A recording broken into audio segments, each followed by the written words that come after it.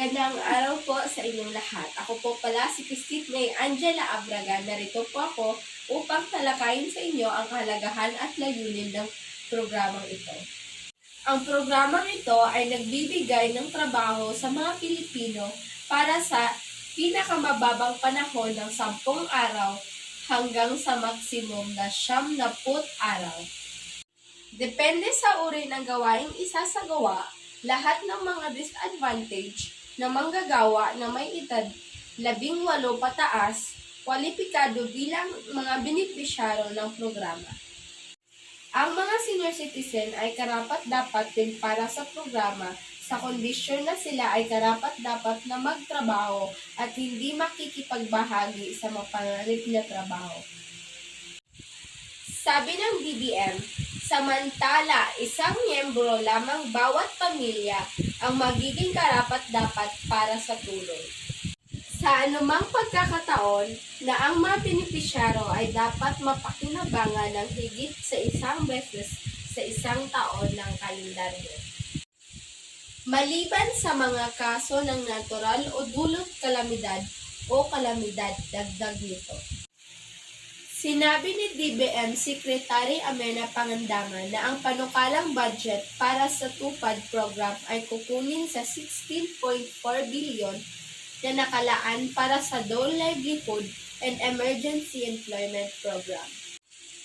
Sinabi ni Pangandaman na ang layunin ng pamahalaan na palakasin ang social protection measure upang matiyak na walang maiiwan lalo na ang mga marginalized and vulnerable sectors. Kabilang sa Pilipinas, may iba't ibang programa ang mga gobyerno para sa mga nawalan ng hanap buhay sa panahon ng pandemya at kalamidad, tulad ng tulong panghanap buhay sa ating disadvantaged displaced workers, TUPAD.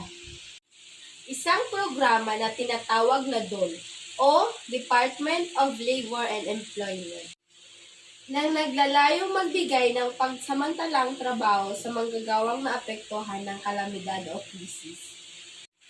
Ang disadvantage nito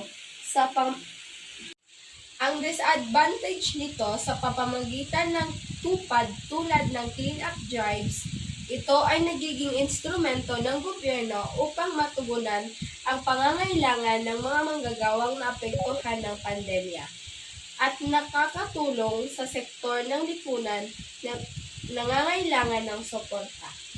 Nakakatulong ang TUPAD sa panahon ng pandemya gaya ng community deployment. Ang mga proyektong isinasagawa sa ilalim ng TUPAD tulad ng clean-up drives at pagpapatayo ng mga infrastruktura sa komunidad ay nagbibigay hindi lamang ng trabaho kundi pati na rin ang pangmatagalang benepisyo sa komunidad. Nakakatulong din ang TUPAD sa panahon ng pandemya gaya ng pagtaguyod ng kalusugan at kaligtasan.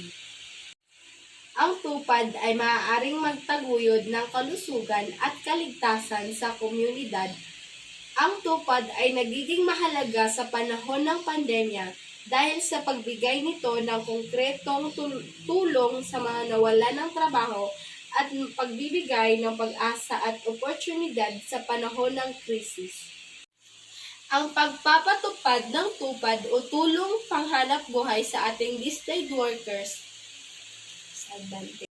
Ang pagpapatupad ng TUPAD o tulong panghanap buhay sa ating disadvantaged displaced workers program ng gobyerno ay sa pamamagitan ng pagsusungit ng ahensya o mga proposal at kahilingan sa tamang mga opisyal ng gobyerno.